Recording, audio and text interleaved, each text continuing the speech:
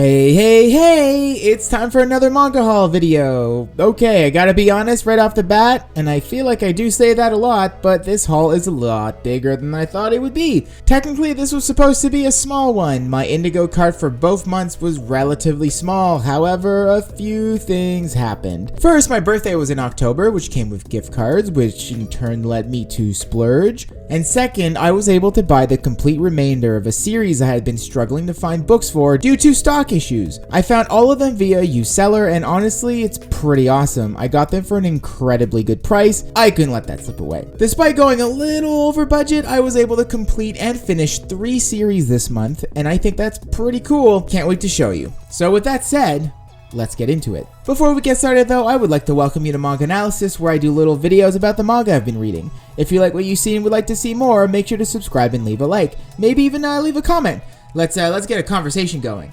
Well, hello. Welcome to my shelves. Like usual, we're gonna start with some new series I started in the last few months, and I also have some one-shots, which are gonna be pretty interesting. All right, so the first one is Imaginary. Imaginary is very good. I actually made a review video about it. The cool thing about Imaginary is that it has really realistic dialogue. So much so that it takes a little bit of time to get used to it, but once you do, it's a really interesting experience and one I can easily recommend.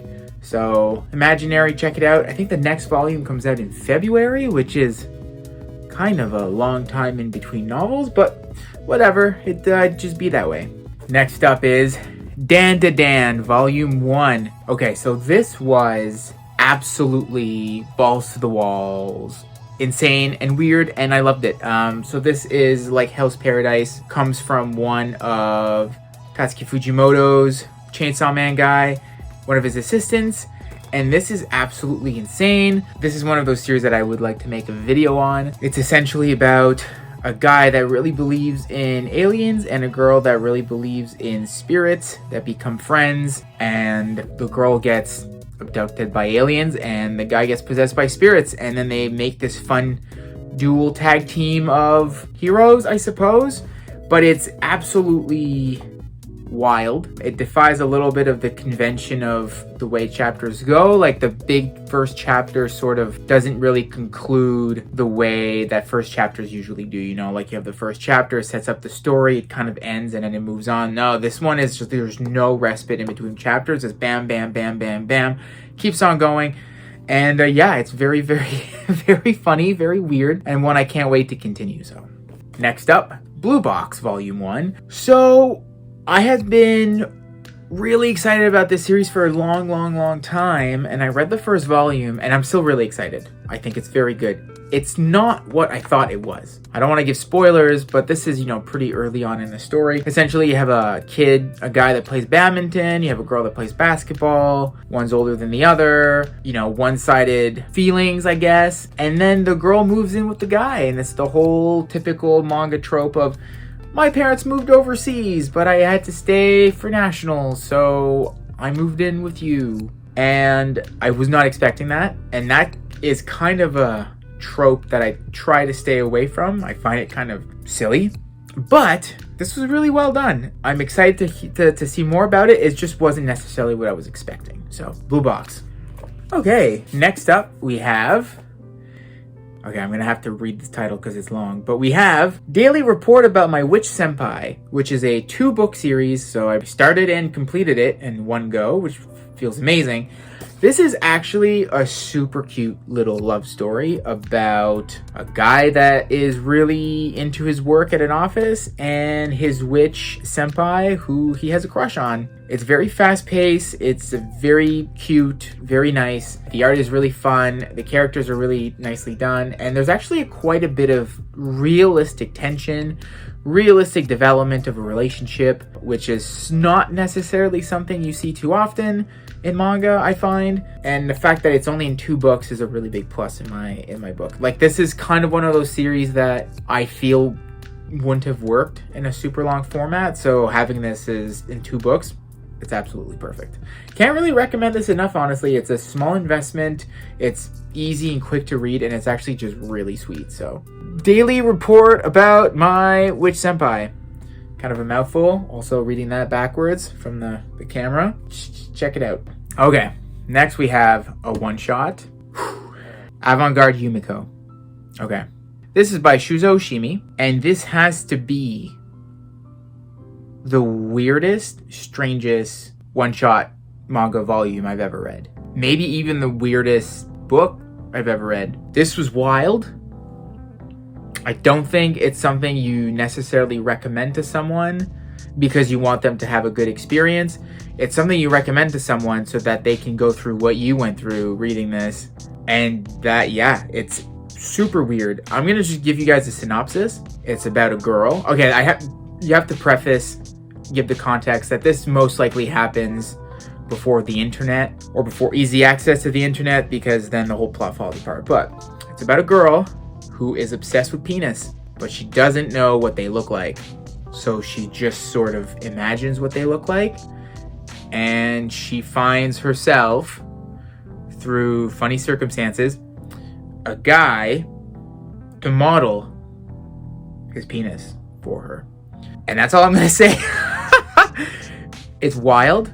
It's Shuzo Oshimi. It might not be Shuzo Oshimi at his best, but it's definitely Shuzo Oshimi at his most.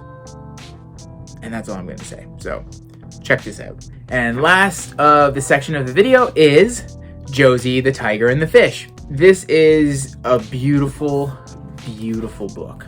I don't know why I'm flipping. I don't know that you can clearly see just how beautiful the artwork is from here, but just trust me. So this was drawn by the wonderful person who gave us and drew O Maidens in Your Savage Season, which is one of my all-time favorite series, and Forget Me Not. So Naoimoto, the artist, was, I believe this is how it happened, commissioned to do character designs for the movie Josie the Tiger and the Fish, and then was like, I'm gonna make a manga because it's so good. If you've read the book, I still highly, highly, highly recommend the movie, and vice versa. If you've only seen the movie, I recommend the book so much. They're both so, so good. It's maybe just me. I really, really like the movie, so reading the book was just extra surprise. It was just extra love. But they're both so good, and I can't recommend them enough. So Josie the Tiger and the Fish, I salute you. You're a beautiful piece of art. Okay, so next up we have some bulk buys. So meaning one or more book of a series that I'm currently already, collecting. So first I have Miracle-chan, volume 456. Okay, I have to say, man, I had mentioned earlier in the last haul video, I believe, that I had read the first volume, was like, did I make a mistake? And then it really picked up for me. At the end of the third volume, I was quite hooked, and I have to say that it keeps building on it. I thought it was going to be kind of like a monster of the week sort of little thing going on, because that's pretty well how it starts, but it really develops into like a proper story with like a continuing plot, if you will. And I'm really, really, really enjoying it. Again, I thought that the whole gimmick of Miko kind of trying to not get noticed by monsters was going to get generic and a little bit boring, but they're doing a really good job of keeping me invested. And yeah, this is a great story. The horror elements are quite good. I'm kind of like a little bitch, so horror is not my thing. But Miracle-chan does it really well. It's still really funny, but it doesn't feel like a B movie, if you will. Like, it's not like Sharknado or whatever bad horror movie that's funny. It feels good. It feels right. It feels like both sides are done really well, so it doesn't feel like one's making up for the lack of the other. Next up, we have Inside Mari, volume 7 and 8. Only one book left, which is really exciting. It was supposed to come out in November. It's now coming out in December, so excited to finish that one. But yo, this series this series is great. Again, it's one of those series that I'm really happy is a shorter one with 9 volumes.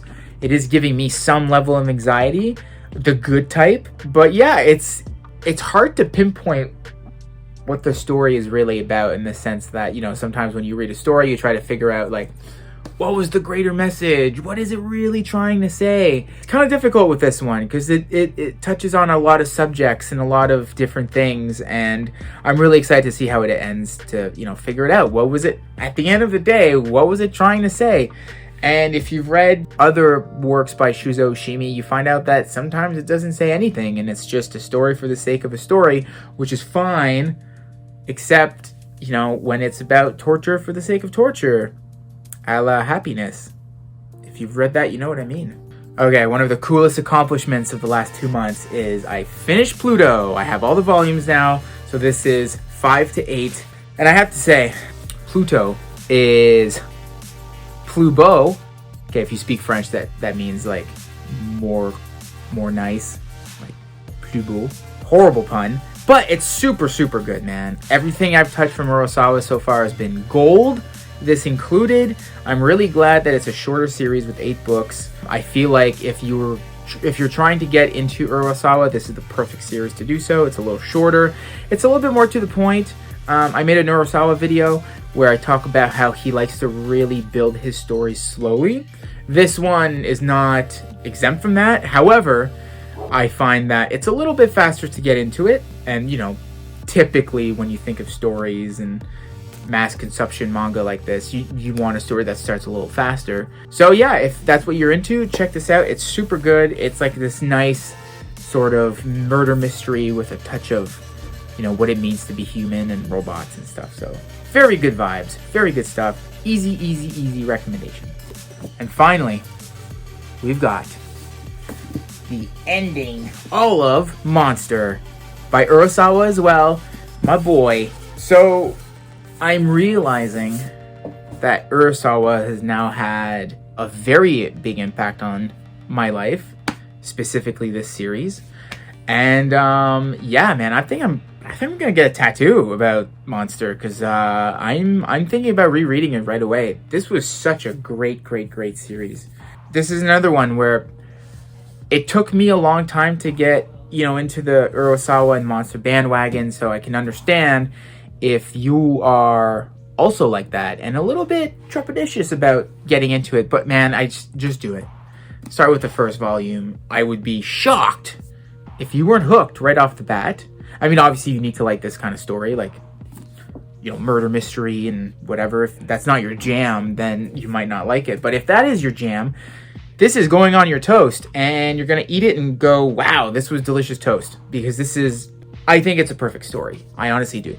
The one thing I'm a little bit upsetty spaghetti about is the fact that he wrote a novella, I suppose, called Another Monster, which I think takes place 3 years after the events of Monster, which is essentially a series of interviews, interviewing the characters from the series, and it's like, you know, life after the events.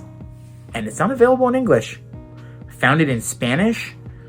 I was even looking for it in French and I couldn't find it. So if anyone knows how I can get my hands on that, let me know in the comments down below. And now, this is a special thing. Okay. Check this out, fam. You know what this is? This is Kaguya-sama Love is War, baby. I'm all caught up. And it's very exciting. So, if you've been buying manga, you might know that a lot of series have been kind of difficult to get out of stock issues. Kaguya-sama was, for me anyway, where I'm located, one of the hardest series to get my hands on. It was super difficult to get the books. I was sort of at a loss. Also, adding to that, everything I had read so far, so like the 10 first volumes, were things that I had already seen in the anime. So like, I'm not gonna lie, my enthusiasm for the series was not super high. Plus stock issues, I was like, oh, Kaguya-sama, I don't know. And then I read volume like 11. So this one actually, I was able to buy it on a weird find in Toronto. And I read it, which was past the anime. And I was like, wow, this is really funny. Oh my gosh. And 12, 13, like 15, 16, some of the 20s also were really like pretty well impossible to find. So I was really, at that point, I had found my enthusiasm, and then I was immediately told that like I couldn't follow through with it, which was, you know, really upsetting. So, I'm looking on Kijiji, which is like Craigslist but Canadian and less sketchy, I guess. And this guy was selling all the volumes 1 to 19 for like $7 each a book, which is stupid. So I was like, my brother, I will give you $8 per volume, but only for volume 12 to 19. And he was like, let's do it. So I got all these volumes, like 12 to 19, for basically nothing. And then I just bought 20 to 23. Yes.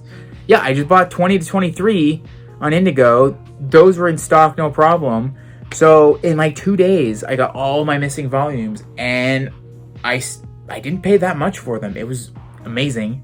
I'm super excited, and I read all of them. The passion for Kaguya-sama is all-time high for me, and I'm super excited. And now I know that it's going to be done with like 28 volumes. Life is great. Cannot complain. Okay, so now we're just going to go to single volumes, and going to talk a little bit about each, but try to keep it, a little quick. So first off, we got Zom 100, number 8. This is just a consistent series, man, and I think I say that every time I show one of these. It's just really good. It's fun. This one was kind of out there, but also very pleasant. And yeah, Zom 100. I think I'm going to start saying a bit less and less about this series every manga haul, because it's just consistent, it's great, and it doesn't disappoint, and that's kind of what you want. So Zom 100, baby. Blue Period, number 10. Okay, so this series really, like the last 2 books, delved pretty deep into a character that I thought was good but underutilized, or just kind of like bleh. And now I get it, man. I get it. I'm really enjoying it. This book was super good. And yeah, again, the university arc to me is a lot stronger than the high school arc, which is nice. Typically I find that series just get kind of worse as they go. This one's getting better. And as someone who went to art school and university and did that whole thing, I'm really, proud and happy that this kind of story is getting, I think, the recognition it deserves. So Blue Period, number 10, really nice. Drifting Dragons 11. I haven't gotten a Drifting Dragons book in so long. The last book came out forever ago, and this was awesome. It was super nice to get back into this world. It's a beautiful world. It's absolutely amazing, and this book was awesome. Really, really happy with this book. And the next book is coming out. It's not going to take another 8 months for the next one to come out, which is awesome. So hopefully we're going to get back to a more reasonable release schedule. I'm hoping so. And yeah, Drifting Dragons. Rent a Really Shy Girlfriend, number 3. So I mentioned last time that Rent a Girlfriend, the last volume, wasn't my favorite. And then I read this, and I was like, wow, this is nice. It's consistent, it's cute, it's good. I really like her. She's really nice. And this just feels like it puts me in a good mood. No stakes whatsoever. Doesn't feel important. Doesn't feel like it's trying to tell something incredible. It's being cute. It's doing what it can, and I appreciate it. And it's kind of what I need right now, Now we have Rent a Girlfriend, number 15.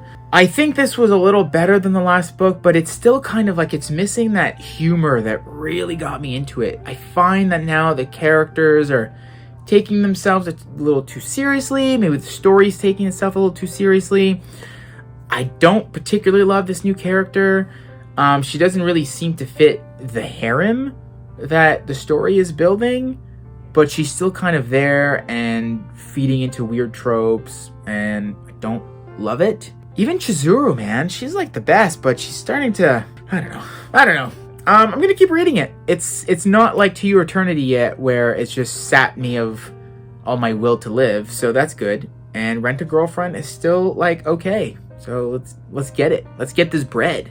Next up, Kakagurui, number 15. Again, this is one of those series where a book comes out, twice a year? So I had to sort of reread the last one to remember what was going on, which sucks. I hate having to do that, but you gotta do what you gotta do.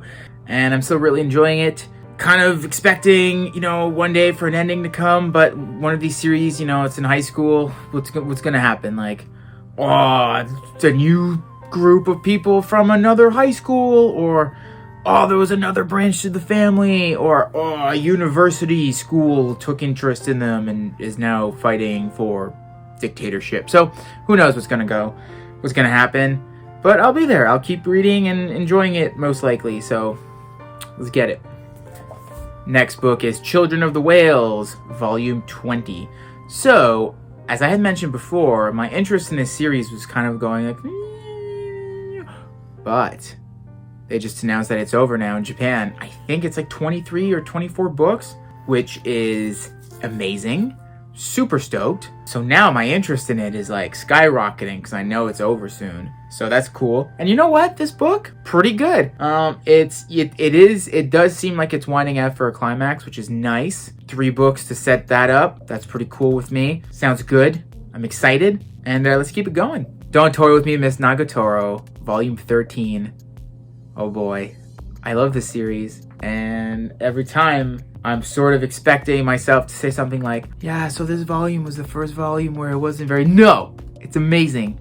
Every volume is great. Though there is a trope that's been happening where it's like a girl showing up with ginormous breasts that contrasts Nagatoro, that create funny situations for Nagatoro and Senpai. I just wish maybe, the girl that came in to cause some sort of conflict wasn't necessarily like carrying a ginormous rack. That could be, fine if she had a less big rack, but it's fine and it's beautiful and it's great. Miss Nagatoro never disappoints. Check it out. Komi Can't Communicate, Volume 21. It's beautiful. It's a wonderful series. I thought I had heard somewhere that someone said that this was approaching a climax. And I couldn't find information of that anywhere on the internet, which is fine though. I don't need it to come to an end. I'm really enjoying it.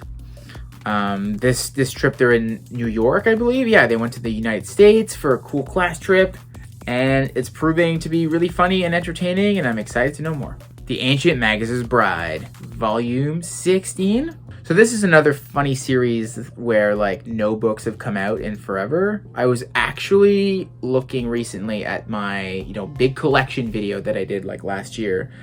And I think I had like volume 15. So it had been like pretty well a year since I got a new volume for this series, which is kind of weird. I was completely lost. So yeah, again, I had to reread the last book. But you know what? This volume was quite good. This is not one of my favorite series, not gonna lie. I thought it was really cool at the beginning. I cannot stand the character design in this series. I hate it. I don't find the characters attractive to, like, not like I find them, like unattractive. I don't like the way they're drawn, and that sucks. I feel bad saying that. I'm not saying they're bad. It's just, it's not my cup of tea. So if it was just the same story, I think drawn differently, I think I would have a better reaction to it. But as far as content, this was a good book. My Hero Academia, 32. Okay, this has to be one of the best My Hero volumes, like ever. This tackled an issue that like a question that I've had since like, I think like the 4th volume, where what happens when, heroes are too bad to be put in prison, or what happens to heroes who still want to be heroes, but their quirk really can only be used for killing, government conspiracies and stuff. And this was awesome. This was a super, super good book. Really sort of revitalized me even more than the last one, because I remember the last one was really good and I was like, this was, the series is finally picking up again, and this was awesome. This was a super, super good volume. My Hero baby. Sometimes it lies low, but when it comes back, it comes back. Sensei's Pious Lie, the final volume. So that series is over with 4 books. So I'm going to be releasing a video soon about like series that I've completed and my final thoughts on them. And this is going to be in it. So I don't want to talk about it too much here.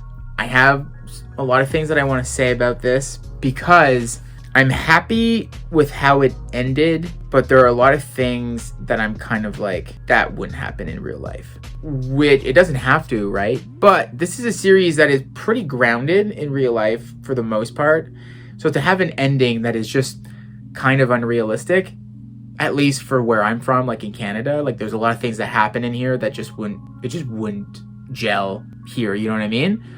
In my understanding of culture anyway. So I have to talk about it. Still very good, and it's still a series that I think has some important ideas, and some of those ideas are communicated really well, I think. So it's still worth you reading it 100%. Record of Ragnarok, Volume 4. Woo! Keeping up its trend of like the most over-the-top things. What was cool about this one is they actually developed the two characters, I think, a little more than the last two fights, and I think that's really good. So the human character in here was developed a lot more than the previous two, and the god also was developed, and I think he's my favorite so far. I think the two last ones are like, oh, he's the strongest god, and you're kind of like, oh, okay, sure, because they tell me to, like they say so, whatever. And in this one, I think Poseidon was really well written, and I believed it. Like they were telling me his backstory, and I was like, ooh, yeah, this guy's a tough guy. So pretty cool. Tokyo Revengers, the third volume, so 5 and 6. Okay, I'm hooked. This is a wonderful piece of fiction. And yeah, okay, like, I could say the same thing I usually say. I think this would be a 10 out of 10 if the characters weren't like fucking 12 years old. I still stand by that, but it's unnecessary for me to repeat myself. This is just really good, and the time travel is convincing. The one thing is, everyone is really dramatic, and a lot of the decisions the characters make that move the plot are irrational. And that's usually not, like, great and storytelling, but somehow they get away with it in this one, just because, you know, the premise of having these 12-year-olds fight these gang wars and getting tattoos is so over the top that, you know, again, a 12-year-old or 13-year-old who does not have a developed brain just thinking that he needs to stab someone for X reasons, when you really break it down to child psychology, it makes sense. It's like, yeah, okay, I could see how you would think that was necessary when it's absolutely not. So in that context, it makes sense. It's still very silly, but I'm really enjoying it. I'm really, really loving it, and it's actually becoming one of my favorite series, one of the ones I look forward to the most. Blue Lock Volume 3. So I watched the first episode of the anime and was absolutely underwhelmed, and I decided that I wasn't going to continue watching the anime. The books, though, are great. I'm really liking the books. I'm really liking the characters. I saw a spoiler, not from the anime, from something else. It was like some AMV video or something about like with the manga pages moving and really cool montage, which sort of messed me up a bit. I'm not going to say it here, obviously, but it's not dampening my enjoyment for the series or my expectations of it, but I am really curious on how they're going to bring it to from where I'm reading to the point that I, saw. So very exciting stuff. Corps Solitaire, number 7, French series. It's okay. I doubt a lot of you know what the series is about, because as far as I know, it's only really published in French. It's just kind of like, at this point now, it's like 2 volumes that it's the same thing with the same characters. I'm a little bit bored of it, but it's fine. I'll keep reading it because I'm invested, and I am curious to see how it's going to end. But this cannot be more than like 10 books. I don't think it has the quality to sustain itself for more than that. So we'll have to see how it goes. Mashal number 9. Okay, so I said last book, phenomenal. It finally did the thing where it introduced a villain. That was interesting. This volume pretty well built on that by taking it back to what it was. But it reintroduced old foes as allies, and I think it works really, really well. It also did the thing where it's like, okay, Mashal is essentially just like endless tournament arcs built on one another, which is, fine. And I'm so surprised that it does it so well. Every time it introduces a new enemy, it does such a good job of convincing me that they're super badass, even though they've done it millions of times so far. Every book is like, he is the strongest magician of his age group, and then he does something great, and you're like, whoa, and then Mashal punches him. And then the next one, well, oh, if you thought the other guy was bad, this guy's the strongest magician of his age group and of the older kids. And then you're like, what? And then the actual punches him in the face. And then they did it again. And I'm like, feed me. Keep it coming. Now at least I know there's a bigger, a bigger enemy out there that he hasn't beaten by punching in the face. So that's cool. Can't wait for him to punch him in the face in book like 22 or something. I don't know. Mashal. Gleipnir. Okay, so this is book 11. It was really coming to a climax. I really thought it was. A climax, mind you, that had tons of plot holes, but a climax nonetheless. And it turns out it's just like the ending of an arc. And I'm not upset or disappointed, but like I'm a little bit upset and disappointed. I was hoping it would end, not because it's bad, but it's just kind of like, I just hope it's not like another 12 books. But yo, it's great. Like what happened and how it happened was awesome. And it makes for really good entertainment and great fiction. So Gleipnir, baby. Kubo Won't Let Me Be Invisible, Volume 4. Yo, okay. This is sick. This is sick. Okay, so just a little bit of context. Like 6-7 months ago, I started a video called like my 10 favorite romances, and it was gonna be really long, and I guess I really didn't want to edit a really long video like that, so I kept putting it off. And now there's like, what, 2 or 3 new romance series that I've started that I think would be in my top 10, so I'll have to just redo the whole video, honestly. Because I think this one would be it. I think this one would make it. It's super, super good. So definitely check it out. This volume was just as good as the other ones, and I'm really curious to see where it takes me. And finally, the last book, Kaiju number 8. Alright, listen. Broken record here. This is epic. It's very, very, very, very good. This volume was just as good. Actually, this volume was kind of great because, again, no spoilers. A little spoiler, so maybe skip ahead if you're, But the whole thing is Kafka, the main character, going to get found out? The whole story is most likely going to be him trying not to get found out. And in this book, something happens. So you're like, oh my god, what's the story going to be about now? So it keeps kind of like subverting my expectations, and I kind of like that a lot. So Kaiju number 8, what a way to end this video with one of the best books in this haul. But yeah, let's get this bread. Well, thank you. That feels like it took a while. I don't know, like I'm going to have to edit it. And yeah, now we're going to go to the outro. So thank you for sticking with me. And let's get this ending ended. Well, that was my October-November manga haul video. I think it was a pretty good haul. I was able to complete a few series. I made some major headway with Kaguya-sama, which was giving me some anxiety, not gonna lie. And I started a few new series, which I'm really excited about. Now, I'd like to hear from you. Did you get anything cool lately? Did you start a new series? Finally get a volume you had been looking forward to for a while? If so, let me know in the comments down below. I'd love to know. I hope you enjoyed this little video, and if you did indeed enjoy it, consider subscribing. This was MangAnalysis, and I'll see you in the next one.